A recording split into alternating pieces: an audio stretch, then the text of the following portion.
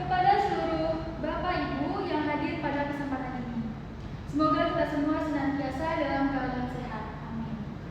Baiklah, izinkan saya membacakan susunan acara pada kegiatan penyuluhan hari ini. Yang pertama adalah pembukaan, lalu dilanjutkan dengan pembacaan doa, lalu acara inti berupa penyampaian materi penyuluhan, keempat sesi tanya jawab, dan terakhir penutup. Untuk memulai acara dengan penuh berkah, marilah kita berdoa untuk kelancaran kegiatan kita pada siang hari ini. Berdoa menurut agama dan kepercayaan masing-masing, berdoa dimulai.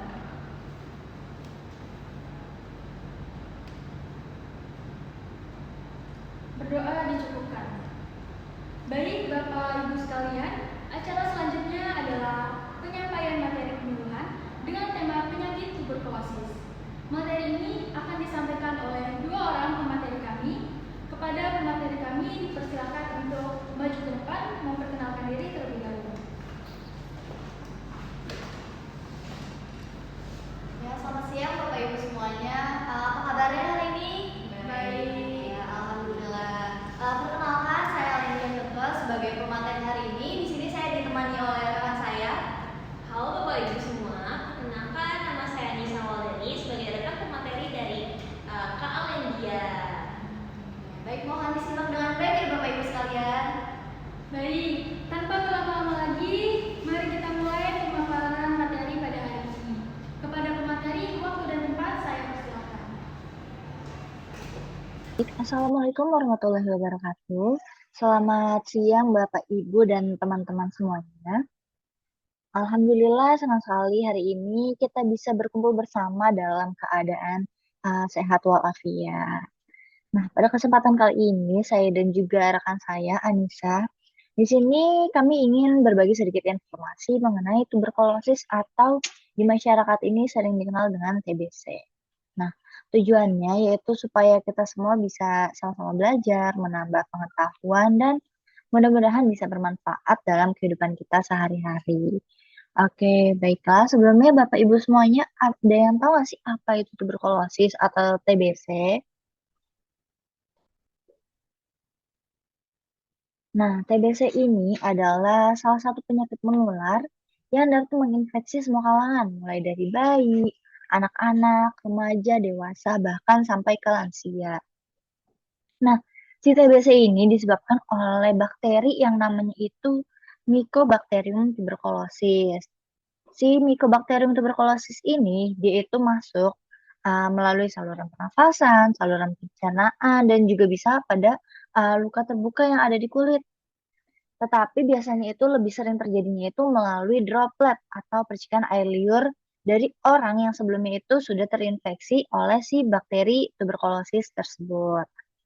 Oke, selanjutnya adalah jenis-jenis dari tuberkulosis atau TBC. Yang pertama itu ada TBC paru. Nah, TBC paru ini biasanya itu dia menyerang paru-paru kita melalui udara. Yang kedua ada TBC tulang. TBC tulang ini biasanya dikenal sebagai penyakit POTT atau POT. Biasanya itu dia menyerang itu di bagian dada ataupun di pinggang. Yang ketiga ada TBC kelenjar getah bening. Nah, TBC kelenjar getah bening ini paling sering terjadi itu terutama pada anak-anak. Bakterinya itu menyerang kelenjar getah bening kita dan paling sering terjadinya itu di leher atau di ketiak. Yang keempat ada TBC kulit. Nah, TBC kulit ini itu bentuk langka dari si TBC-nya karena dia itu munculnya itu bisa di berbagai cara gitu. Tergantung gimana sih bakterinya itu masuk ke kulit kita. Contohnya itu seperti yang ada di gambar ya Bapak Ibu, di mana ada bercak-bercak merah nih di kulitnya.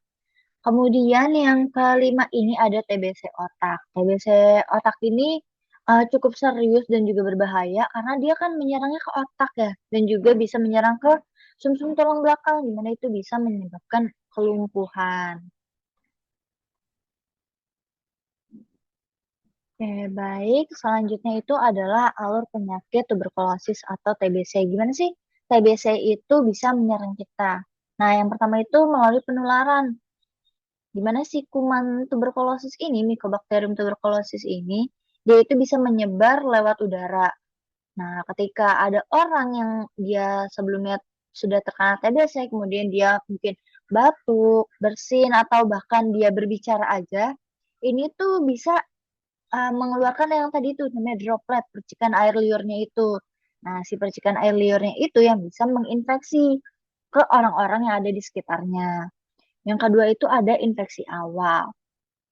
Nah, setelah si TBC ini masuk ke dalam tubuh kita lewat udara tadi yang udah dihirup, nah kumannya ini biasanya bakalan menetap di paru-paru kita.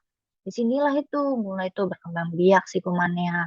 Kemudian tubuh kita ini bakalan berusaha buat ngelawan. Karena tubuh kita kan punya sistem kekebalan tubuh ya, si imunnya itu. Imun ini bakal membentuk yang namanya itu granuloma, yaitu benjolan-benjolan kecil gitu yang fungsinya itu untuk mengurung si kumannya agar tidak menyebar lebih luas di tubuh kita.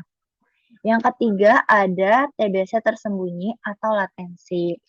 Karena tadi si bakterinya itu udah dikurung sama granuloma, nah, jadi beberapa kasus pada orang itu TBC-nya ini jadi nggak aktif dan nggak menimbulkan penyakit ataupun gejala karena udah dikurung tadi itu. Yang keempat itu ada TBC aktif. Kalau orang yang daya tahan tubuhnya lemah, dia kurang aktivitas, kurang sehat, nah si granulomanya ini jadinya tidak efektif atau tidak berfungsi dengan baik. Si kuman TBC-nya ini kemudian bisa aktif dan menyebabkan orang tersebut menjadi sakit TBC yang timbul gejala-gejalanya seperti batuk, demam, ataupun berat badannya itu jadi turun. Oke, selanjutnya adalah bagaimana sih TBC itu bisa menular. Nah, itu tadi lewat namanya droplet atau percikan air liur itu tadi. Dari manusia ke manusia lain lewat udara. Tuh, bisa lewat tadi batuk, bersin, ataupun dari berbicara. Kemudian terjadinya di mana? Terjadinya itu bisa di dalam ruangan yang gelap, terus dia minim ventilasi. Gimana kalau misalkan dia itu minim ventilasi, otomatis kan udaranya bakal berputar-putar di situ aja ya. Dan bisa dihirup nih sama orang-orang yang ada di sekitarnya. Nah, dari situlah bisa tertular si TBC ini. Kemudian juga kontak dekat dalam waktu yang lama dengan orang yang terinfeksi. Kalau misalkan kita lama-lama kontak sama orang yang terinfeksi, kan otomatis bisa tertular ya dari udaranya itu tersebut, dari mungkin dia bicara ataupun dari dia batuk, bersin. Nah, maka dari itu kita sebisa mungkin menghindari dengan menggunakan masker ataupun mencuci tangan setelahnya. Kemudian TBC ini juga bisa menular pada orang-orang yang kondisi imunnya itu buruk. Nah, kalau misalkan orang yang imunnya buruk ini, dia lebih rentan terkena penyakit TBC yang aktif tadi itu yang ada gejala-gejalanya seperti batuk, bersin. Nah, kalau orang yang sistem imunnya kuat, dia itu lebih bisa menahan si virus atau penyakit itu masuk ke dalam tubuhnya. Kemudian juga pada kelompok risiko tertinggi itu bisa terinfeksi seperti anak-anak dan juga lansia. Oke. Bagaimana tanda dan gejala seseorang yang terinfeksi TBC? Nah, tanda gejalanya itu yang pertama, dia itu batuk-batuk terus, kurang lebih itu selama 2 minggu berturut-turut tuh dia batuk-batuk terus. Kemudian batuk disertai dahak ataupun batuk disertai dahak yang berdarah. Kemudian yang ketiganya itu ada nyeri dada dan sesak nafas, kemudian ada demam dan juga menggigil. Nafsu makannya menurun, dan juga dia ini sering berkeringat di malam hari.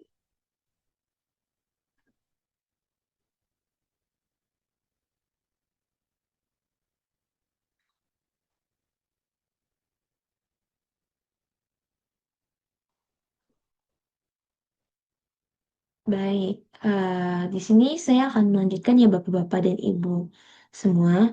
Nah, di sini yaitu ada cara mencegah TBC. Di sini ada beberapa cara. Yang pertama yaitu adalah melakukan vaksinasi Bacillus calmette et guerin atau yang disingkat BCG pada bayi. Nah, ini penting untuk memberikan perlindungan dari bentuk TBC berat sejak dini. Lalu yang kedua yaitu tidak meludah atau membuang dahak sembarangan karena bisa menyebarkan kuman ke orang lain. Lalu yang ketiga itu menjaga sirkulasi udara yang baik dengan cara membuka pintu dan jendela setiap pagi supaya rumah mendapat cukup sinar matahari dan udara segar. Yang dimana ini bisa membunuh kuman dari TBC tersebut. Lalu yang keempat yaitu menjemur alas tidur agar tidak lembab. Yang mana kelembapan ini bisa menjadi pemicu tempat berkembangnya kuman. Lalu ada konsumsi makanan bergizi serta menjaga PHBS untuk membantu meningkatkan daya tubuh sehingga tidak mudah terkena penyakit. Lalu, ingatkan pasien TBC untuk minum obat secara teratur hingga dinyatakan sembuh dan tidak menularkan penyakit ke orang lain. Kenapa sih harus diingatkan? Karena jika seorang terkena TBC harus minum obatnya secara rutin ya Bapak-bapak dan Ibu-ibu semua. Karena jika tidak, maka dia harus mengulangi minum obatnya dari awal lagi.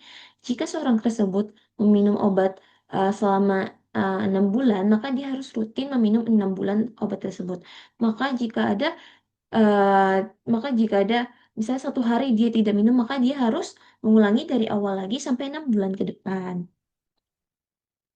Lalu selanjutnya ada pemeriksaan TBC yang yang dimana yang pertama itu adalah pemeriksaan klinis, yaitu di sini itu ada wawancara.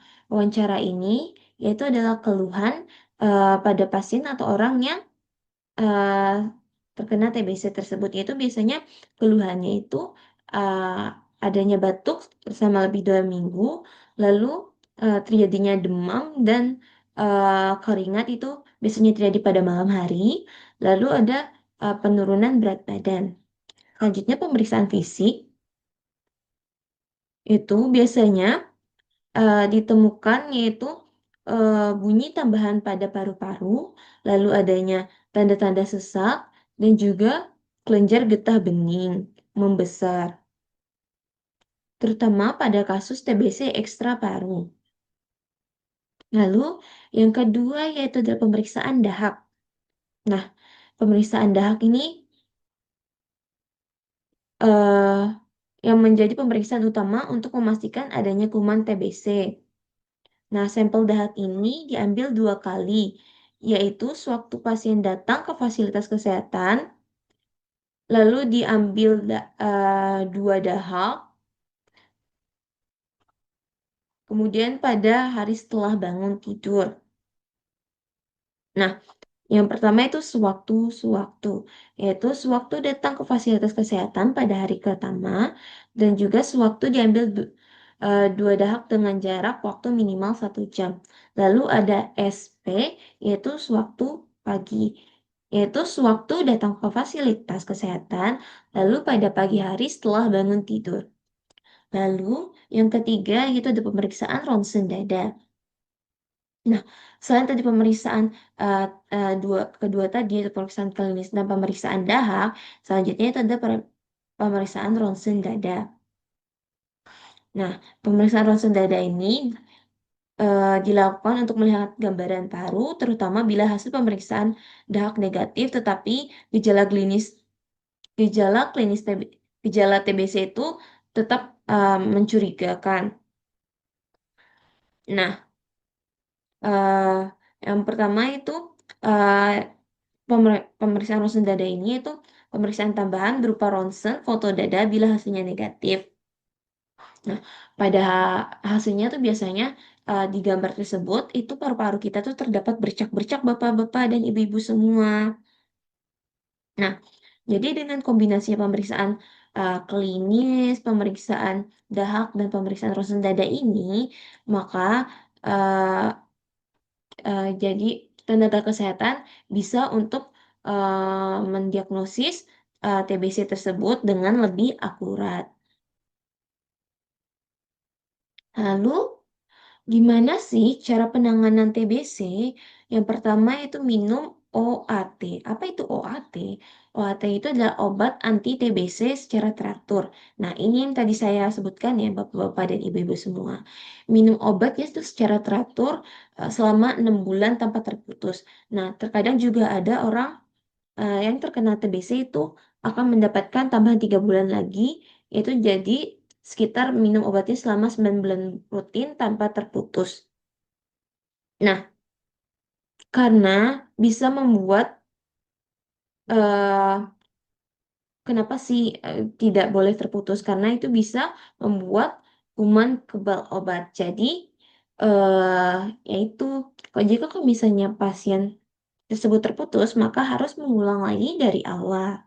Lalu, ada pengawas minum obat. Harus ada orang yang mengawasi dan memastikan obat diminum setiap hari. Kenapa sih harus diawasi? Yaitu tujuannya agar orang yang terkena TBC atau penderita TBC tersebut itu tidak lupa atau malas minum obat tadi, yang sehingga jika terjadi lupa ataupun minum obat, maka itu minum obatnya itu maka tidak teratur yang sesuai sudah disarankan oleh dokter. Jika terdapat satu saja golongan, maksudnya satu saja terputus minum obat, maka itu tadi harus mengulang lagi dari awal.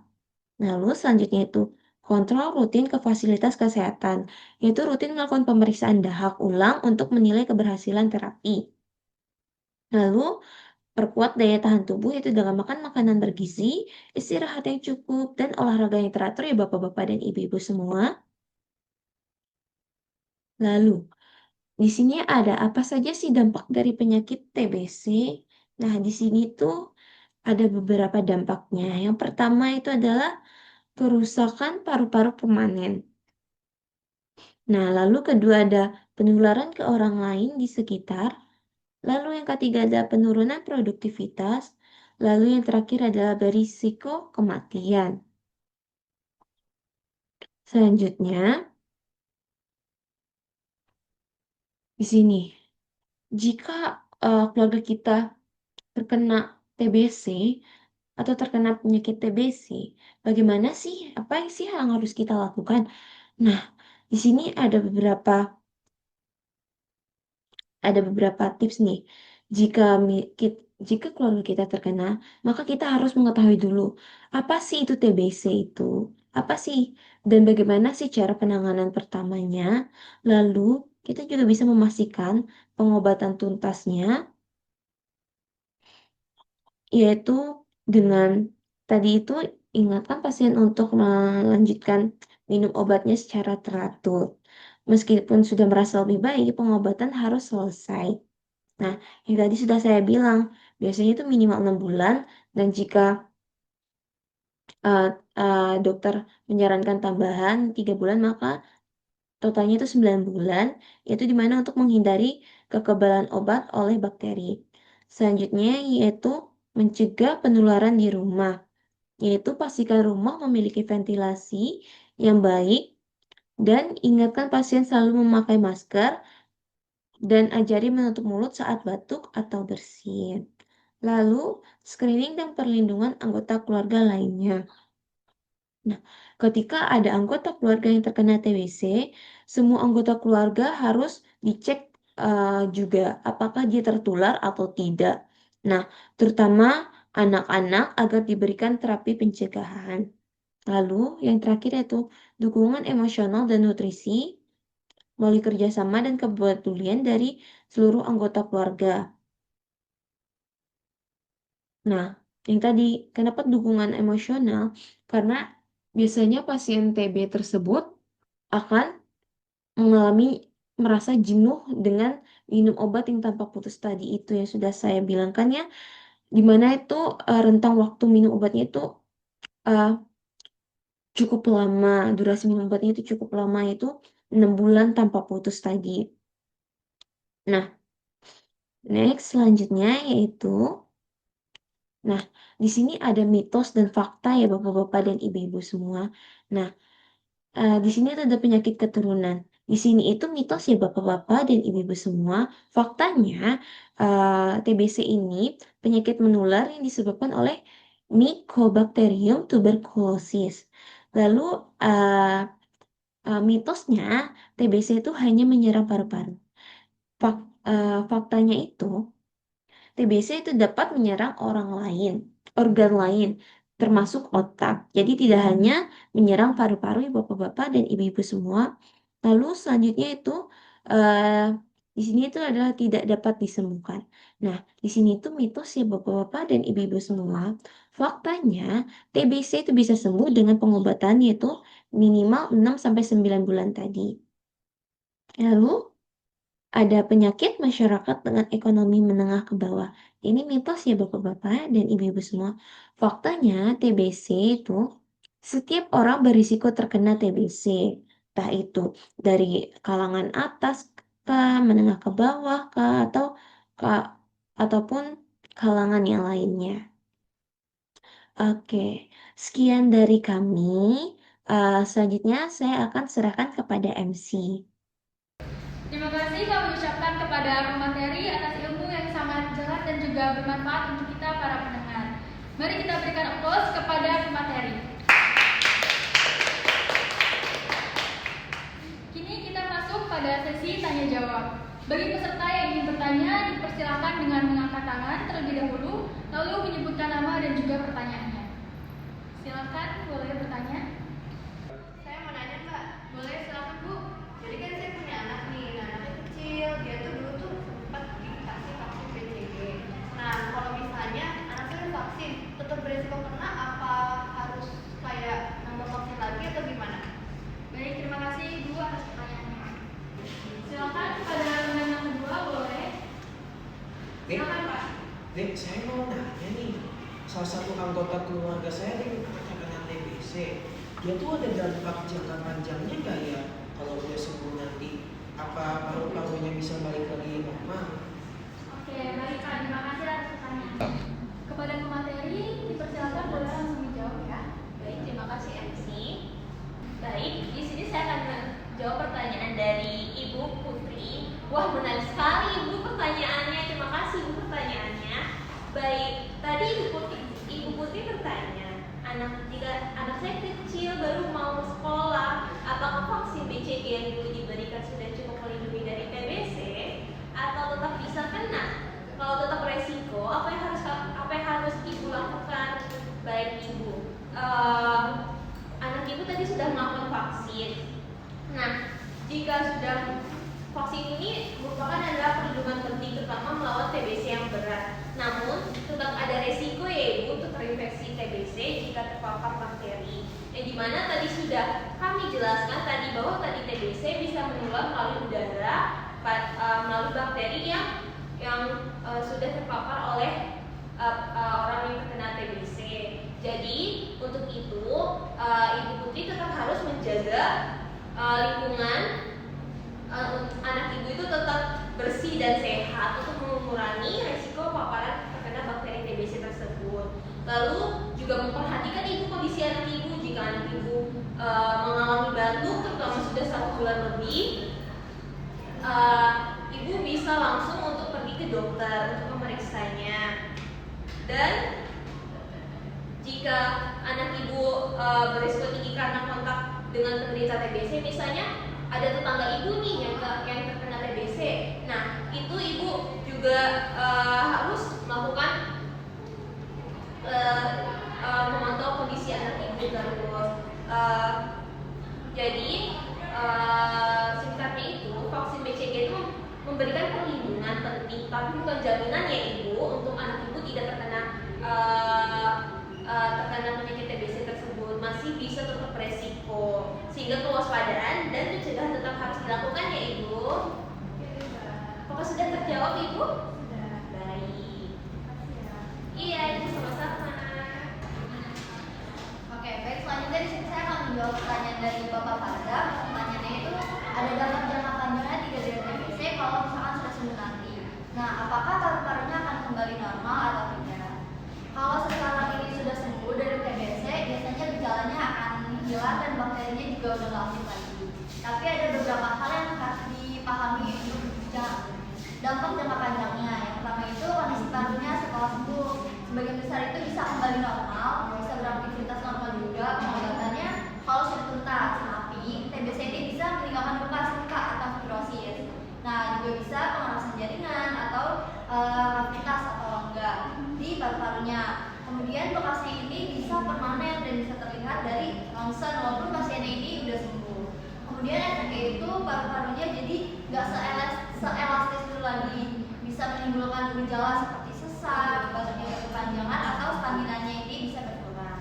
Kemudian ada risiko jangka panjangnya juga, yaitu penurunan dari fungsi stamina, terutama kalau TBC-nya ini berat atau kambuh berulang.